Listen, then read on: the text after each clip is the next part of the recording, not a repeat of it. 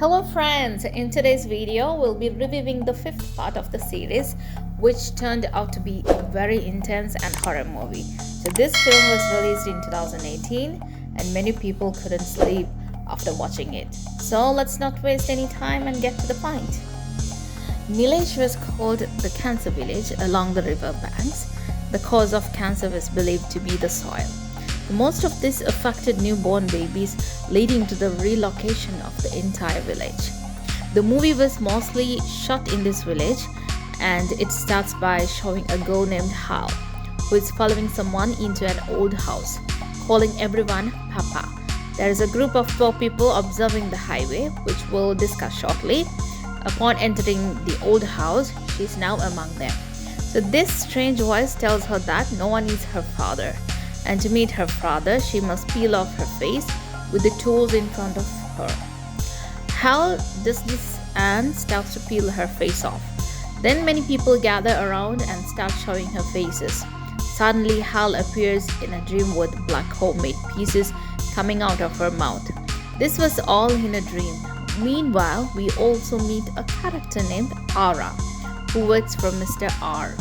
She has a closeness to him because her brother Salim has been dating her for the last 3 months. Salim's mother died a year ago, leaving him grieving. Ara tells her friends that Salim is going to say something special, making her happy because he's been upset since his mother died. While talking, Ajmara's vision starts to blur as if she's focusing somewhere else. She calls Rusk and invites her to go on a vacation, but Rusk declines, saying she will discuss it with her husband. In the meantime, Rusk stays in a room, running her fingers through her hair. She feels something is off, like her hair isn't hers, her eyes aren't hers, and her face belongs to someone else. This shows a dual personality because she starts answering her own questions, as if she's talking to herself. She's talking to the doll about the dream she had last night. Although the doll didn't speak, she spoke on its behalf. She then says to the doll that if she cuts a few of its fingers, she will meet her father. She does this, and for a moment, there's blood flowing from the doll's fingers. But then the doll turns into a normal plastic doll. The dual personality inside her says that her father will arrive soon, and with that, she throws the doll away and starts screaming loudly. Now, her mother and grandmother are very scared of these events, and the scene shifts to Ajra, where she worked. The business was doing well because they sold quality clothes and antiques at reasonable prices. Ajra notices a scary silhouette on the ceiling and feels like someone has possessed her. She goes into a room where she sees a form of honey holding her tightly. Ajra finds herself in a different place, surrounded by creepy creatures, and she faints. Just then, Sister Fatima arrives and saves her. After pressing holy oil on her, Ajra starts feeling better. Sister Fatima tells her that she's under the influence of a curse and that it will be lifted the next day. Meanwhile, Salim finds his mother's photo covered with strings of light, which scares him. He thinks it might be stress due to his mother's death. When he reaches home, his brother and father figure, Jairi, start discussing the past. Akshara's mother mentions that someone packed their bags and left years ago, suggesting that he was caught in an accident and hadn't healed completely. It seems like this dual personality or shadowy force affected not only Hani's mother but also Ajra's father, who passed away years ago. Ajra's mother went mad after the incident, leading her to become distraught at home. Only Ajwan used to have conversations with her occasionally. In general, Hani loved her aunt Ajra very much. Salim's wife, Agro, also looks at their daughter, who falls on her lap, suggesting she doesn't want her uncle Ajra to marry, but this is where reality comes into play. The scene ends with someone emerging from the washroom, indicating the unpredictable and eerie atmosphere. The strange thing was that in the angle where Agro saw the male falling on top of it. There were some marks, like red spots. Then at Salim's house, he sees his mother's leg bathed in light. This vision is warning him not to marry Asra, otherwise his fate could be like his brother's. This information reveals that Salim's brother was paralyzed and died during childhood. Given this, Salim is happy, thinking that now this fabric belongs to Salim's mother from his dream, while in reality it was found in his possession. The main point here is that all those connected to Asra seem to be possessed by some malevolent force, suggesting they should stay away. As she descends to a room, she hangs her husband's coat on the wall and says that everything happened because of him. We see a spooky shape resembling her husband that keeps saying, "She's ours and we will take her." Sometime later, she attacks that shape with a knife, and suddenly a face appears. Asra sees all this in her dreams, while Hale is calling her downstairs. When she looks back, Belle appears and starts whispering in Asra's ear, and her mother's scream wakes Asra up from her sleep. Meanwhile, there's a knocking sound at the door, and it's Hale and her grandmother. Mina, who went to the lower room with a knife, claims that her father has returned home. But everyone thought she was not mentally stable. The next morning, Asra goes back to work, and as Sister Fatima had promised, they begin to expel the evil spirit. They use snake stones, which are believed to have the power to ward off evil. However, not everyone knows the correct way to perform this ritual, but Sister Fatima's grandmother taught her. These stones are placed in the victim's flat, and if there's evil, the stones will stick to it and shatter. That's precisely what happens. One of the stones breaks and falls. Back at the house, Asra sees a scorpion on her son's back, and she's insisting that Salim shouldn't marry. But when she looks again, there's nothing. When confirming with a light, she clarifies that she really likes Asra and never mentioned not marrying. Given the tensions, Salim's sister calls him to meet, but he's about to visit Asra. Due to that, he cancels the meeting with his sister in Haldi's house. Her grandmother makes some comments. What happened that night needed to be completed, and that's what grandmother was saying. She claimed that Haldi had to die, and she started pouring oil from a plastic bottle to burn her. Haldi was sitting there talking to herself about how her aunt didn't like her and her grandmother wanted to kill her.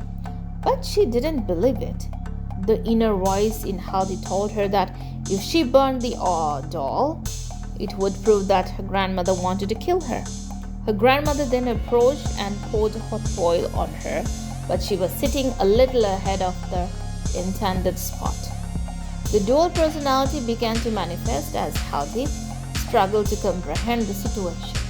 Her inner voice said, "Look, your grandmother came to kill you." She then took her grandmother into the house with her. Meanwhile, Salim proposed to Asra and gave a ring. Asra was thrilled, but soon revealed her dark secret. Her brother Jahir had stabbed their father to death and had been missing for 12 years. This led to their mother going insane, and her sister-in-law had a severe emotional breakdown. Jahir's wife, Gulteen, was pregnant at the time, adding to the tragic situation. Salim listened to everything and comforted her. Salim dropped Asra off at her house, and Haldi watched from the window, as if it wasn't her watching, but someone else keeping an eye on things. Haldi took the ring Salim gave her and hid it, not wanting anyone at home to know about it. She then pretended to be her mother, pretending to have just woken up to join her aunt, asking if she could sleep in her room. Asra agreed, but the vibe was off. Meanwhile, Salim had a dream in which he stole all the gold from his shop and threw it into the river. When he woke up, his shoes were muddy, and the same piece of cloth he used to wrap the gold was in the same place. Ajra also had a dream in which something terrible happened to Salim, and a force attacked her. She woke up in fear, realizing that nothing had changed. The next morning, Salim and his friend Sid checked the CCTV footage to confirm if the dream was real. It turned out he really had hidden all the cash, but he couldn't remember anything. His friend suggested consulting with a shaman to find answers, because it seems like there's a bad romance going on in the place where Ajra works, someone named Abdul Kam, but she keeps her distance from Ajra and doesn't talk, which makes Ajra feel quite bad. Meanwhile, Haldi is at home, looking at pictures of her father and grandfather. And she asks her mother if her father would have loved if he knew she was about to be born. Her mother said he never would have, but he didn't know. Neither her grandfather nor her father had ever seen Haldi.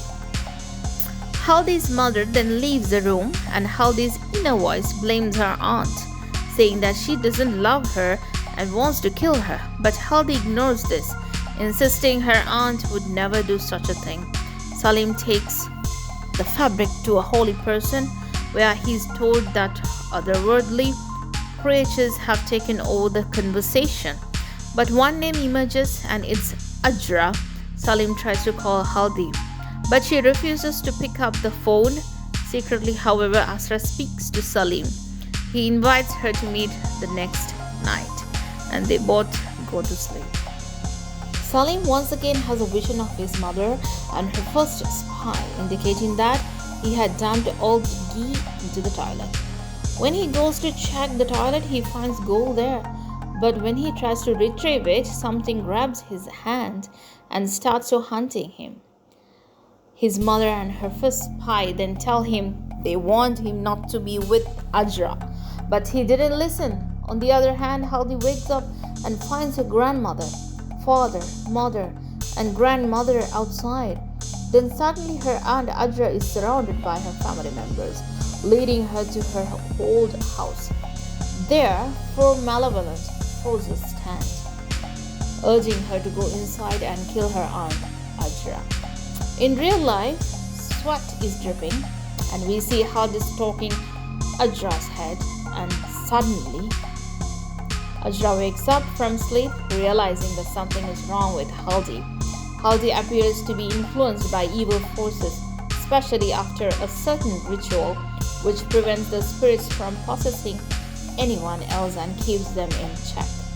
If this ritual isn't completed, she would face the same fate as Jahil, who disappeared.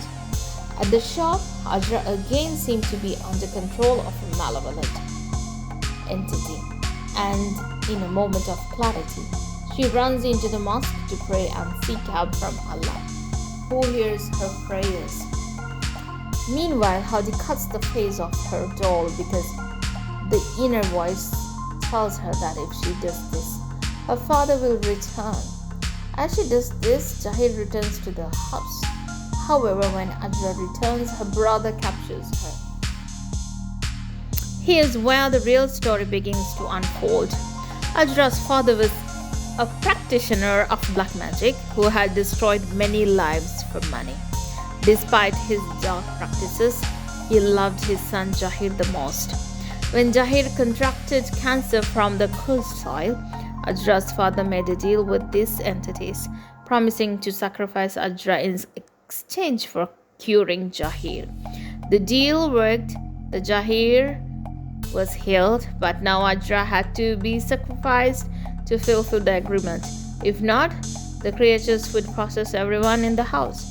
So 12 years ago, they prepared to sacrifice Ajra, but she somehow escaped with the help of her mother.